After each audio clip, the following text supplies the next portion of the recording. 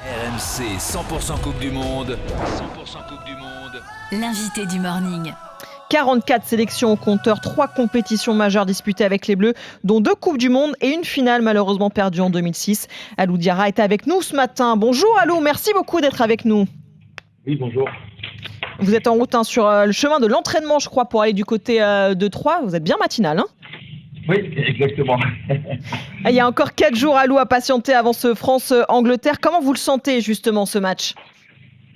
Je sens que ça va être le match clairement le plus difficile que les Bleus auront à jouer, avec une équipe anglaise de qualité, assez homogène et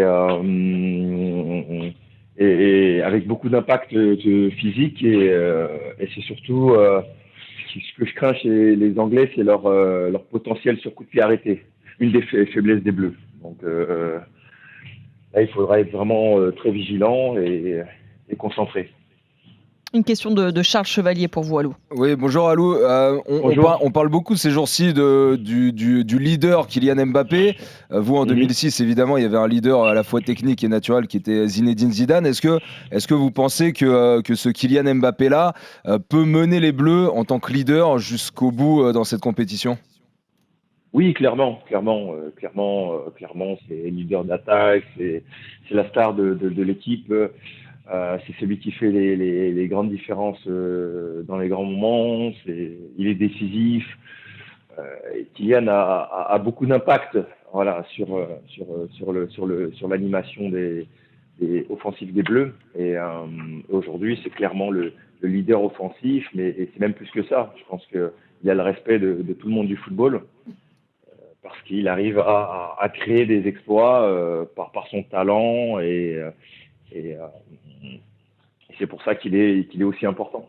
Tout dépend de lui. On a aussi l'impression, Alou, est-ce que c'est pas un petit peu risqué finalement de dépendre autant d'un joueur ? On a l'impression que s'il est en forme, rien ne peut nous arriver, et s'il n'est pas, on ne sait pas tellement ce qui peut se passer justement. Non, ça serait réducteur par rapport à d'autres joueurs comme Griezmann et Rabiot qui font un super début de compétition. Non. Je pense que tout ne dépend pas de lui, mais c'est clairement l'arme offensive numéro 1 des Bleus. Si Griezmann maintient ce niveau-là, si Dembélé maintient aussi son niveau, si Rabiot est aussi impactant dans le jeu, et si défensivement on est toujours aussi serein, même si en face on aura des sacrés clients hein, comme Saka, comme Foden, comme Harry Kane. Si nos meilleurs joueurs sont à leur niveau, on peut passer. Mais exact, je suis complètement d'accord avec vous, avec Kylian, que si Kylian est dans un excellent jour, ça facilitera le travail.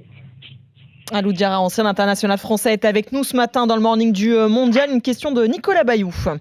Oui, Alou, par rapport à cette compétition, on a critiqué cette compétition sur le timing, c'est ramassé.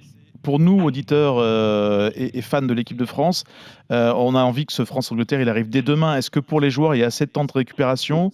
Est-ce que c'est pas trop long pour eux ? Comment ça se passe ? Non, je pense qu'à ce moment-là de la saison, 6 jours, c'est pas de trop en fait. Les joueurs, c'est une période où il y a souvent énormément de blessés dans les clubs et dans les sélections. Donc non, je pense que 6 jours leur permettra de bien récupérer et de préparer avec sérénité ce match décisif. Laurent Dupuis pour vous, Alou.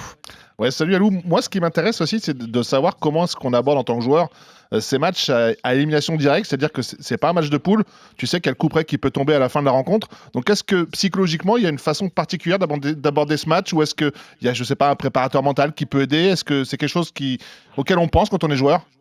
Ce qui peut aider, c'est ce groupe France. On a des joueurs aussi qui ont vécu cette aventure il y a 4 ans, donc qui ont beaucoup d'expérience sur ces matchs décisifs. Et disons que ils savent que tous les détails sont importants sur ce genre de match. Le coup de gueule de Raphaël Varane, il est légitime. C'est que dans son ressenti, il sent qu'il y a des manques sur le point de vue défensif.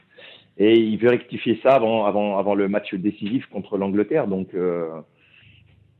Donc on a une équipe aussi expérimentée, où certains joueurs ont beaucoup d'expérience, des champions du monde. Donc ils connaissent l'importance de ces matchs-là, ils savent les préparer, ils savent recadrer le groupe. Et ça, ça peut être un avantage pour nous. L'Angleterre, Alou, est la meilleure attaque de la compétition avec 12 buts inscrits, avec 8 buteurs différents quand même. En face, on ne peut pas dire non plus que la défense française ait toujours été rassurante. Aucun clean sheet dans cette Coupe du Monde. Est-ce que ça peut être aussi l'une des clés de ce match ? Clairement qu'il faudra contenir ce potentiel offensif des Anglais. Voilà, des jeunes joueurs très talentueux. Voilà, comme je l'ai dit, Saka, Foden, Bellingham, et d'autres.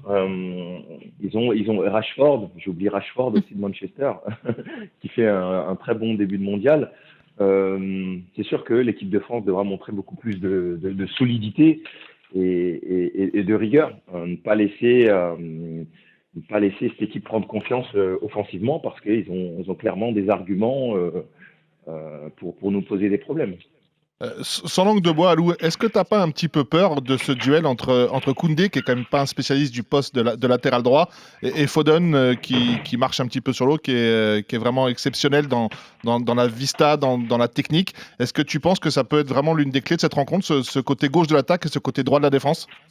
Oui, Koundé, qui n'est pas un latéral droit de formation, oui, c'est toujours la complexité de ces joueurs polyvalents qui n'excellent pas, mais qui sont capables de rendre des services à un poste qui n'est pas le leur à l'origine.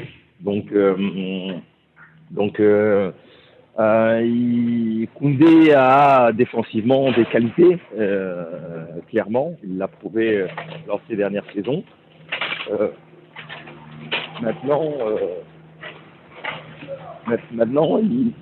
c'est sûr que en face de lui, il aura un client, et il devra bien contenir ce joueur qui est très très polyvalent et qui peut décrocher, qui peut combiner, qui peut prendre les espaces et qui a un très bon pied gauche. On va vous laisser filer à l'entraînement tranquille, Alou. Juste dernière question, un petit prono quand même pour ce France-Angleterre. Je dirais 2-1 pour la France. Ça nous offrirait un match serré, ça. C'est noté. Merci beaucoup, Alou Diarra, d'avoir été avec nous ce matin dans le morning du Mondial. C'était vraiment un plaisir et bon courage pour l'entraînement aujourd'hui. Merci à vous.